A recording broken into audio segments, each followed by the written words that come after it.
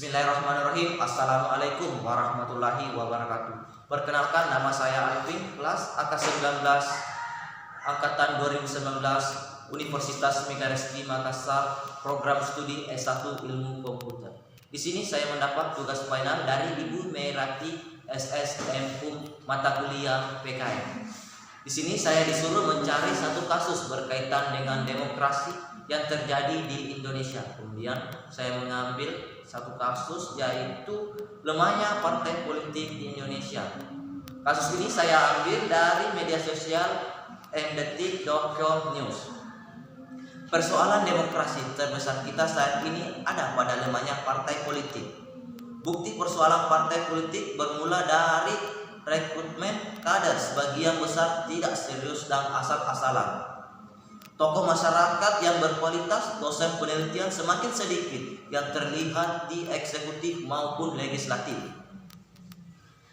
2 dekade setelah reformasi, partai belum memulai menunjukkan ikhtiar yang serius dalam melakukan dan kaderisasi partai politik hanya dilakukan pada menjelang pemilu saja.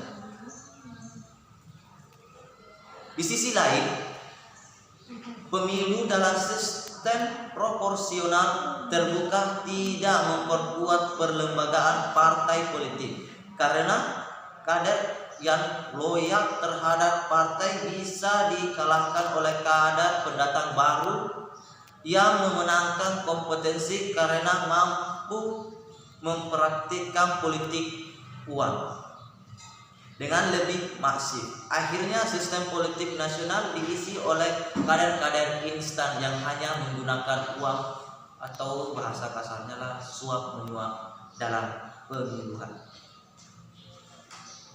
Pemilu biaya tinggi karena masifnya praktek politik uang merupakan catatan lainnya. Endespinal masa ke masa Endespinal dan World Brandhood mencatat bahwa dari masa ke masa pemilu di era reformasi semakin mahal dari mulai level lokal sampai nasional, dengan pemilu 2019 sebagai pemilu yang termahal. Biaya pemilu yang tinggi ini berdampak pada maraknya praktek korupsi di berbagai level lembaga negara, karena para calon yang terpilih di legislatif berkepentingan mengembalikan modal yang digunakan dulu dalam pemiluan. Kemudian dari kasus yang saya ambil ini mengenai lemahnya partai politik di Indonesia, dapat saya referensikan atau sebagai kesimpulan saya dari kasus ini yang terjadi di Indonesia, yaitu ada beberapa penyebab mengapa partai politik di Indonesia itu lemah. Ini menurut saya, yaitu sistem kaderisasi yang asal-asalan saja.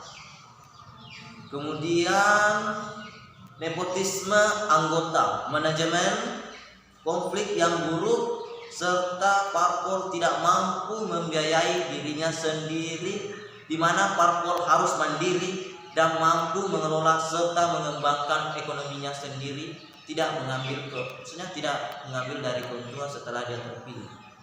Mungkin sampai di sini yang bisa saya jelaskan di kasus yang saya ambil dari detik.com news dan referensi saya yang mungkin terlalu sedikit. Dan saya akhiri dengan ucapan wabillahi taufiq wal hidayah. Wassalamualaikum warahmatullahi wabarakatuh. Selesai.